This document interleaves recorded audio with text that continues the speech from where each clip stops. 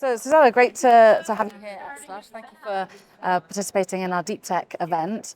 I'm curious, after you saw the findings from the report, how did that kind of chime with what you see in the industry with the growth of deep tech over recent years? Thank you for having me, first of all.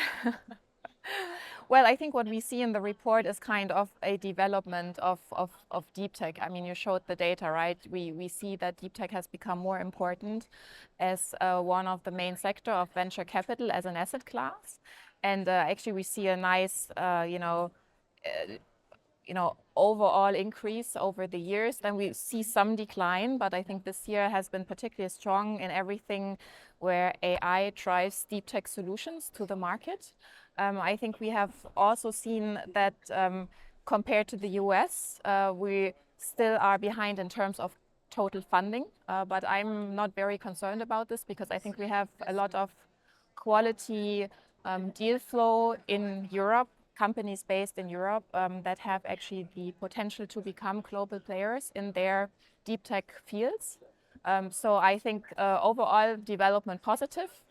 Maybe some challenges, especially on the growth capital side. As you know, Amadeus is both an early stage investor and an early growth investor. So we see a little bit of different dynamics and challenges depending on the stage of investment. But overall very positive that we have a cutting edge in some of the very important deep tech segments. And what are some of the differences of the challenges between early and growth stage? And do you feel that kind of lack of capital that's talked about and that we sort of see in the data as well?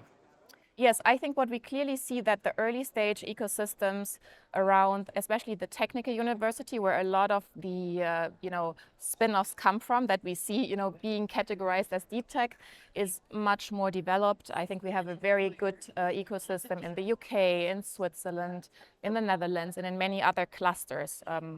Quantum clusters. Semiconductor clusters, bio clusters, TechBio clusters.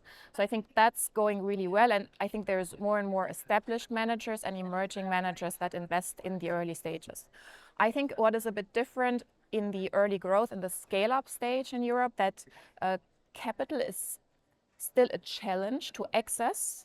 I wouldn't necessarily say it's scarce, but I think companies struggle more in raising capital. They often have to turn to non-standard providers like government funds or US investors coming in because we don't have enough sizable European-based growth funds yet. But I think it's possible to finance your scale-up stage. It's just maybe a bit more challenging. So this is one. And I think the second one, and I mentioned this also on the panel, is that a lot of early stage rounds are still syndicated with very local investors. So a French startup would have mostly French early stage investors, a German, UK. I think what we need to strive for, also founders have to be aware of that if they have a more international syndicate right from the beginning, the chances of follow-up financing and accessing deeper networks and international networks of capital will be easier in the follow-up rounds. Yeah. And so that's, I think, something we definitely have to strive for, because the total capital flows into the European market is maybe not as abundant as in the US. Yeah, it makes sense. And I mean, Amadeus has been in the market for just about longer than anybody else in investing in deep tech in Europe. What do you think that Amadeus has kind of learned from that perspective and patience of just being in the market that long? And what kind of edge does that give you guys maybe over some of the other investors? Yeah, I think what we have definitely learned, like what I said, syndication very much early on bring in international capital and also investors that have very good networks when it comes to industrial connections, depending in what industry you play as a startup. I think this is very important, that you not only select the VC because they are just around and they have the capital, but you select them for their capabilities, also to help you and support you along the way to a trade sale or an IPO. This is one. And I think secondly, we have obviously built, and we're aware that these networks, both in terms of, industry and capital are very important also for us as an investor to differentiate. That's what we can really bring to the table. We have done over 3 decades, 180 investments, and we exited 90 and 18 IPOs. So that gives us also a lot of experience in how to guide and support a company towards an exit and even an IPO. And on exits, we see sometimes some of the brightest and best European startups get snapped up for good amounts of money, but from overseas acquirers. Is that a problem? I mean, maybe from an investor point of view, maybe it's not, but from a European technological sovereignty perspective, is that something we need to think about? Yeah, I think what we should actually think about is that we're, trying to build businesses that obviously create value internationally. And that typically means that they also create value in the economies where they originally come from. So obviously, we don't want to see too many companies, exiting a tech exit in a Series A or B already, because that's also not optimal for us as investors from a shareholder value perspective. So we're actually quite interested to bringing them as far as possible in terms of value creation, because also for us that implies typically a better multiple. I have a very good example. One of our recent exits, OrganOx, we invested in an early stage. They exited now for 1.5 billion to a Japanese company, and that obviously was great because we generated value in terms of exit value, but also they were able to develop their business, and become a global player in their field. And they're a company that have saved thousands of lives by the sounds of it as well. Thousands of lives has created jobs, obviously, and continue to create jobs, here and across the oceans.